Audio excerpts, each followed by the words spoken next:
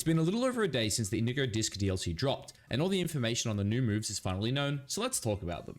So thanks to the data miners, we do have a list here of basically all the new moves, and then also thanks to Cerebri, we basically have all the information, on these new moves. So the first move we're going to talk about here is Electro Shot. Now, Electro Shot is, I believe, the signature move for Archaladon. Which, if you don't know, Archaladon is this guy right here. So as you can see, it's the evolution of Duraludon. Pretty nice stats. It's got 125 base special attack, right? So we'll pull up Cerebri here, and you guys can see, basically all the information we need to know about this mon. This is an electric type move. It's a special move with 130 base power, 100% accurate, which is very, very important because this move works very similar to Meteor Beam, which I do believe is 90% accurate. And then the battle effects is the user gathers electricity on the first turn, boosting its special attack, and then fires a high voltage shot on the next turn. This shot will immediately fire in rain, which is very, very important to know. Secondary effect raises the special attack by 1 stage. So basically how this move works is here is right. Similar to Meteor Beam, if you do not have rain up, it will be a 1-turn charge, similar to things like, for example, Skull Bash in the past. Basically, you click the move, you get a special attack raise, and then on the next turn, you'll fire it off. But the really important thing here is if you're in the rain, this thing will just work instantly. I did test it out in my playthrough. It is really, really cool, right? I think I was going up against, I think it's Kieran when he leads the Politoed, and I just straight up Electro Shot it, and it was sick, honestly. I think this move and this mon can be really, really cool on rain teams. So yeah, that is definitely something to keep in mind. But yeah, essentially Electro Shot, really, really big damage at 130, and in the rain, or even with I believe a Power Herb as well, allows you to activate it like basically in 1 turn. Getting a special attack raise on a mon like this is very, very important when you have, a pretty decent special attack stat. Moving on though to the second new move here, we have Tera Starstorm. Now I believe Tera Starstorm is the signature move of Terapagos. And if we pull it up here on Cerebri, you can see here, it doesn't actually show us that it is the signature move, but this is a special move, 120 base power, and with the power of the crystals, the user bombards and eliminates the target. When used by Terapagos' stellar form, the move's damages all opposing Pokemon. Basically, this is just a really high power, normal type special move with no drawback. It is the signature move of Terapagos, but when this thing is basically in its final form, it is essentially make it rain without drawbacks. The only real difference here, at least with, this compared to obviously make it rain, is you do have to be in your Tera state to actually get the spread on it. Otherwise, look, this is a really, really high damaging move that basically has no drawbacks, which is really, really cool. I definitely think the normal typing does need, more moves like this. But I'm definitely going to be really curious to see how this goes actually in VGC. But obviously that is still a while away because I would assume Terapagos is not going to be legal until post-Worlds 2024. But regardless, this is still a very, very cool move. And I think Terapagos will be a very, very strong Pokemon with it. So third move on our list here is Fickle Beam. Now Fickle Beam is the signature move for our good friend here being Hydrapple.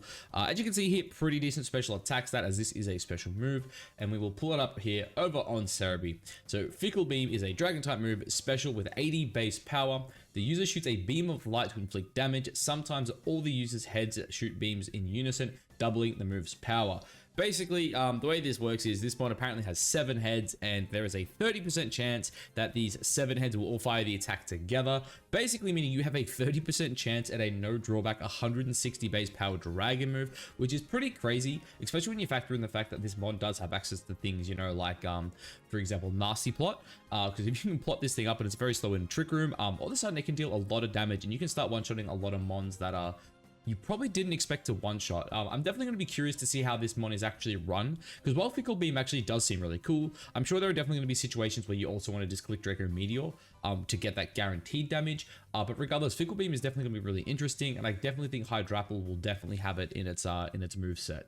So our next new move here is Burning Wallwork, I believe it's pronounced. This is the signature move for Paradox Entei, aka Gouging Flames here. Basically, the way this move works is it is a new variant of Protect, very similar to Baneful Bunker, for example, on Toxapex. The user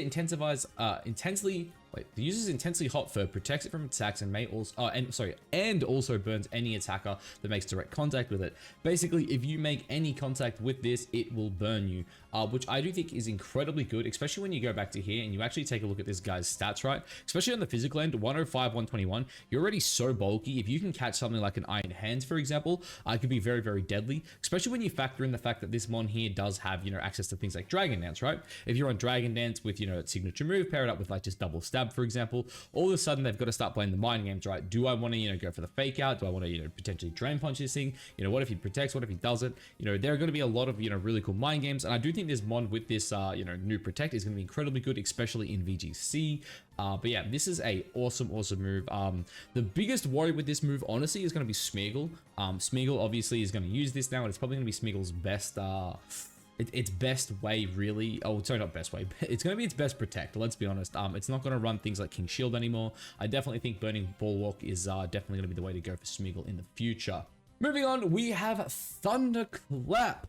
One of my, or actually, what do I say? One of my, this is my favorite new move introduced in the DLC. Why? Because my favorite new mon, Raging Bolt, gets it. Boys, you have a look at this stupidly high 137 special attack. And then you factor that in with, oh my god, I don't have Thunderclap open. Give me 2 seconds. Okay, sorry about that. Thunderclap, as you guys can see here, this is a 70 base power special move that has increased priority. It is basically the special sucker punch, right? This move enables the user to attack first with a jolt of electricity. This move fails if the target is not readying an attack. Basically, in VGC, this is going to be incredibly important because right now the best core is the Urshi Tornadus core. And this really just threatens KOs on both of them. It is actually really cool. Not really that much else to say about this. This is going to be awesome. I'm super excited for it. I personally cannot wait to use it. And yeah, coming off that stupidly high 137, it's going to do a lot of damage, and it's going to be very good into the meta game. Next up though here is Mighty Cleave. Now, if I'm correct, Mighty Cleave, I believe, is the Tachyon paradox. Yes, Iron Boulder's new signature move. This is a, physical attack coming off 120 base power, which is pretty damn good. But really, the major thing with this is the fact that Mighty Cleave breaks protect. As we can see here, the user wields the light that it has accumulated on top of its head to cleave the target. This move hits even if the target protects. This is a 95 base power rock move with 100% accuracy. That is actually wild. It's crazy because that is not the second best rock move we have, and the best one is Rock Ogerporn's Ivy Cudgel. Really good move, man. This is absolutely insane. It's going to be fantastic into, Tornadus Tailwind Mirrors, for example. For example, like you just can't protect your Tornadus anymore. It's just going to one-shot it if you don't Tera it. Very cool. I'm very excited for this move, and I actually do think that the Paradox Tachyon, I should call it Iron Boulder. I think Iron Boulder is going to be a very cool Pokemon. I think it definitely has a niche, especially with this speed stat and attack stat paired up with pretty decent bulk. Then moving on, we have Tachyon Cutter. Now, Tachyon Cutter is a move we, similar to the Thunderclap. We have known a little bit about this for a while. It is the signature move of our good friend Iron Crown here. It is a special move coming off 122 base special attack, which is pretty damn decent, right? We jump over to Sobi here and we can see the user attacks, the user attacks by launching particular blades at the target twice in a row. This attack never misses. Basically, this is a attack that will never miss. It's a steel type special move that will hit twice at dealing a total of 100 damage each one, or sorry, 100 base power, I should say. Each one doing 50 damage each, which is pretty good. This is going to be incredibly good into things that, like, pretty common focus sashes. For example, right now, a very common focus sash mon is obviously Fluttermane. Another one I would expect to kind of see in the future is potential. Sorry, not Fluttermane. I meant to say Chien Pao is a common focus sash user, which this just kind of beats with this. Obviously, Dark type versus Psychic's a bit of a different story. But Fluttermane is also another interesting mon where in the future I could definitely see it running more focus sash as the metagame, basically starts developing a bit more power. And Tachyon Cutter will also help you kind of rinse through that as well, which is going to be very interesting because I don't even know if super bulky Fluttermanes can live like, for example, a life orb boosted Tachyon Cutter. As a matter of fact, I'm pretty sure they don't. But yeah, this is a very interesting move, and I definitely think it will hold a place in the metagame to a certain degree. Now, finally moving on here from the signature moves, we have a Hard Press. Now, we'll quickly have a look what the move does, and then I'll pull up the Pokemon that actually learned this thing, right? So, to start with here, Hard Press is a steel type move with a base power of 1. You might think, damn, that's pretty bad. Wrong. The target is crushed by an arm, a claw, with an arm, a claw, or the like to inflict damage. The more HP the target has left, the greater the move's power. I don't know the exact stats on this in terms of like the maximum damage, but I have heard someone say something along the lines of 150 base power if they're full HP, which does mean this move will become really good on things like Iron Hands, if they're able just to straight up, just like one-shot Fluttermanes, for example, right? Because, why heavy slam if you can just like crush them at full HP, right? So that is definitely a really cool option there. And then if we swing over here and we just go to, I believe it's here is where I want to go. I'm just going to Control F, Hard Press. Yeah, here we go. Okay, 65 mods apparently get this. The Golem might get it. I don't think that's really important. The Snorlax getting it's actually kind of cool. What else do we have here? Mew gets it. That's whatever. Fortress. Sizzle getting it. Interesting. Actually, T-Tar gets it as well. T-Tar actually might be able to use that as well. We got Slacking getting it. Crawdon gets it. Tera gets it. Bronzong. Hippo, Abomasnow, Magneton, dude, a lot of ones actually getting this move here. It's kind of crazy. Ursaluna gets it as well. Don't know how good that's going to be. Palafin gets it. Revroom. Okay, interesting, interesting.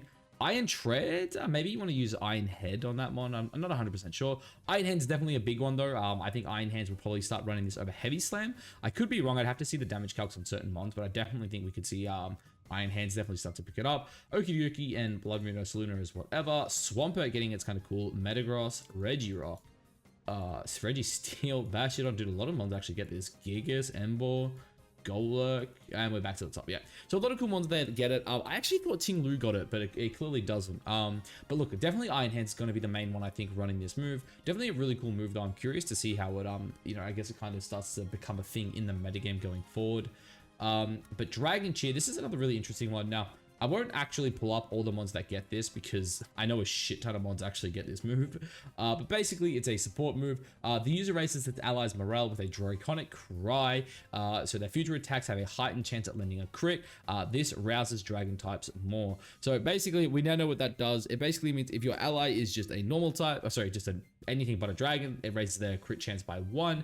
If they are a dragon type, it raises it by 2, which I think is really, really interesting because I don't know the math off the top of my head, but I want to say raising it by 2 gives it a 50% chance to crit. And if you give them a Razor Claw, it's a guaranteed crit. So that could be I don't know how it's going to work right now. Like, obviously, it comes down to the ones that get it. I know things like Sceptile and whatnot get it. I don't know if there's any, you know, good support ones off the top of my head. And because of that, part of me thinks maybe I should actually just check this. But, like, Dragon Cheer. Apparently 58 mons get it. Charizard gets it. Gyarados, D-Knight. Yeah, look, I don't actually know if any, like, good supports get it. I'm just going to try to go through this quick. Maybe Dragapult using it's good. Bax, Mooring Moon. I mean, maybe Dipplin. Maybe like bulky Dipplin with that could actually be a thing. Yeah, look, Sceptile getting it's cool for me. The Lardis. Yeah, look, I don't actually know who would want to run it right now, but I definitely do think it's going to be a cool move going forward. I'm sure someone will be able to find some use for it because you can probably, like with Razor Claw, you can pair it up with a Draco Meteor user and probably just spam it and always crit your Dracos, which is definitely really cool. Alluring Voice, this is a very, very interesting move as well, actually. So this is a 80 base power special fairy move, which is obviously weaker than, you know, our good friend Moonblast. But the user attacks the target with an angelic voice. This also confuses the target if their stats have been boosted during this turn. So a great example of this is Defiant Mons versus Incineroar, for example. Obviously, I think Incin, you know, as we all know, is going to be one of the best mons in Regulation F. If Pokemon, for example, like Annihilate and Kingambit both pick up because of this, this could be a very, very strong fairy move because, like, one, obviously Annihilate is weak to it and Kingambit is, you know, neutral to it. But two, you know, you've got the fake out support there, right? So if it's Kingambit, it's like, hey, you know, if you've got Protect, you're kind of forced to click Protect. If they don't have Protect, you know, you can just kind of lead this and then just confuse them. And if you get the, you know, the self hit there, it's huge because if a +1 Kingambit hits itself, same with an Annihilate, you're going to do a lot of damage. So that's really, really interesting. I'm not going to look at the spread for this, just like who gets it. But I definitely think Alluring Voice could definitely have a place in the metagame. Moving along here, Tempered Flare. So basically Tempered Flare is just essentially the fire type version of Stomping Tantrum. Basically the user attacks the target. This move's power doubles if the previous turn failed, which essentially basically means if you get faked out, I don't actually know if, I think if you click it into Protect, it also works. Look, really, really cool. It's essentially if you get flinched or like the move fails, you get 150 base power, you know, fire type move, which is actually kind of insane. The biggest issue is I think most mons that could run this are just going to run Flare Blitz anyway. That really is the main killer for, you know, Tempered Flare. Moving on, we have Supercell Slam. Now, this is actually funny because I'm pretty sure Cerebi falsely reported the name. They had this as Supercharged Cell. And then all the fake leakers were actually like, oh, Supercharged Cell does this, blah, blah, blah. But basically, Supercell Slam is basically just a jump kick, but electric. Essentially, you know, if you move, like if you miss your move, you take damage. I'm pretty sure it's 50% of your health, which is kind of crazy. but it's 100 base power with 95% accuracy. Pokemon like Iron Hands do get this, but the issue is if they protect in front of this move, all of a sudden you lose half your health. And I think on a one like Iron Hands that's so bulky, it's not the greatest. I'm sure there'll be some Pokemon that probably want to run it. Off the top of my head, maybe something like Electivire will run it. Obviously Electivire is probably not the best VGC mod. I don't really think there's any VGC mods that would want to run this. I definitely think it's more of a singles move. But look, it could definitely find a niche in doubles at some point. Then we have Sonic Noise. This is definitely one of the more interesting moves in the coming into the game. 75 base power, special psychic move here. The user attacks the target with an unpleasant sound wave for 2 turns. The target is prevented from HP recovery through moves, abilities, and healing. This would imply that Amoonguss does not get a Regenerator, which is definitely something I would be really curious to find out. If I hit an Amoonguss with this and it swaps out the next turn, does it get HP back? That is definitely something I would love to know. But then on top of that, obviously, stopping things like Recover, Lunar Blessing, even coming off like a Cresselia is really important. Citrus Berry and, just any regen berry in general. Funny enough, though, obviously, Incineroar is like a guy who just loves recovery berries. And obviously, you kind of do a Psychic Noise. So I kind of wish it worked on like both mons in the opponent's side of the field. But obviously, that probably may be a little too broken, let's be honest. But yeah, Psychic Noise is definitely going to be really interesting. I guess it all just comes down to, how many mons are actually running things like Citrus Berry recovery moves, if it does actually affect Regenerator. Because also, one of the guys we were talking about a little earlier, the good guy here, Hydroaclin, does actually get Regenerator. So if this mon becomes good, and, Psychic Noise does stop it, could definitely see that, get a little extra play in the future. Moving on to our final 2 moves here, though, we have Upper Hand. Now, Upper Hand is a cool one, too, because we finally actually have more information on it. This is a 65 base power fighting type move, which is actually very, very high, a lot higher than we thought it was going to be. I originally thought it was going to be 40, similar to Fake Out. But the user reacts to the target's movement and strikes with a heal in its palm, making it the target flinch. This move fails if the target is not readying a priority move. And we also know this is actually a 3 priority move now, which is actually really, really good. Because this is actually, I believe, on the same tier here. Let me zoom in so you guys see this a bit better. Which one do I want? Where is it? I literally had it up, didn't I? There it is. I was gonna say I did do this. Wait, what do we want here? Generation 8. Oh, here, yeah, Gen 9. This is the one we want, Gen 9. So basically, any move above this 0 here, it will stop. So this is your basic stuff, Accelerock, Aqua Jet, Grassy Glides, Ice Jet, Ice Shard, Jet Punch, all that kind of stuff, yeah. This is your standard, like super standard priority moves it will beat, right? It will also go before ally switches, extreme speeds, feints, first impression, follow me, and rage powder. So the ability to potentially pin Amoongusses with this is going to be really interesting because it's like, hey, if you go rage powder, I'm just gonna like stop you, and obviously it'll go off first, which would then allow you to basically take out the ally, which I do think will have a very good niche in doubles. Also on top of this as well, it doesn't obviously specify it here, but Prankster is also priority. So you would assume, for example, if a Tornadus does not have covered cloak, you could basically pin their Tailwind, which is pretty cool. Also really good for potentially Talonflame in future generations as well, because obviously that mon needs its max speed.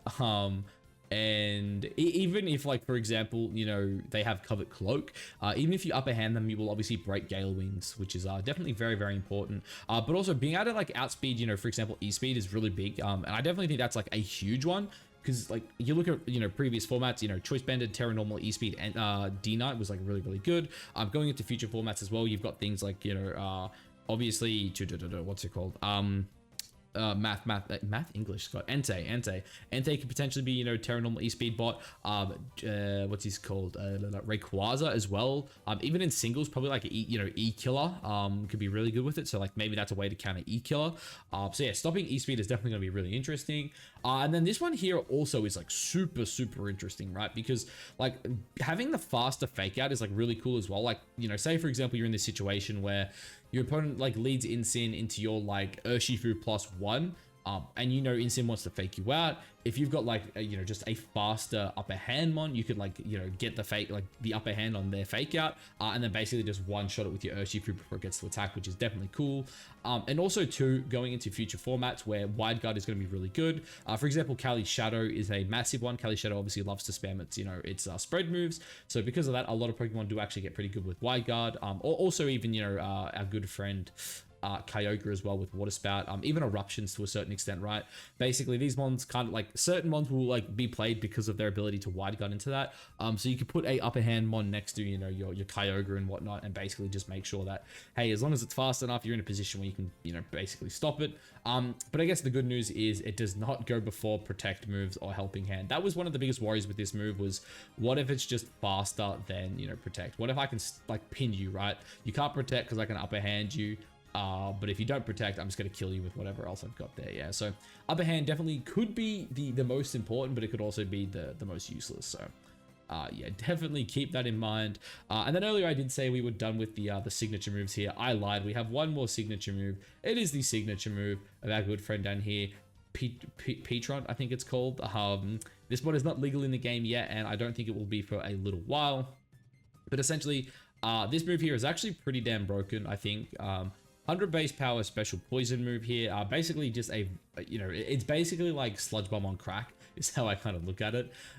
Basically, you know, the target wraps them in toxic, corrosive chains. This may also leave them badly poisoned. This is a 50% chance to poison, which is very, very high. Not to mention it's paired up with, you know, this guy here and his new ability. Give me a second.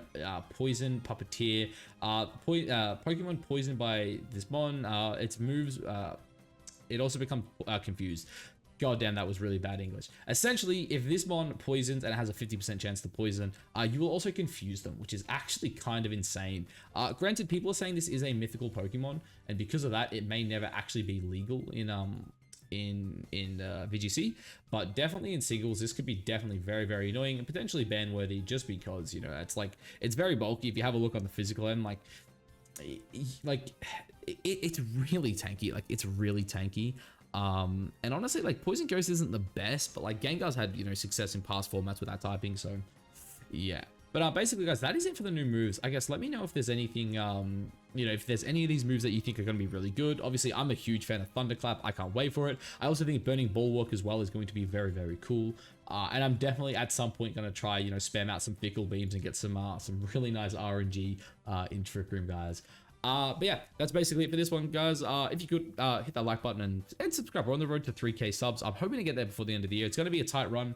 But you know, I'm sure with the support from you guys, we can definitely get there. And of course, if there's anything else you want me to cover in the DLC, let me know down below. Obviously, I'm going to be pumping out a video every day, if not two, if I can afford the time for it. But yeah, anyway, that's it for this one, guys. I'll catch you in the next one. Peace.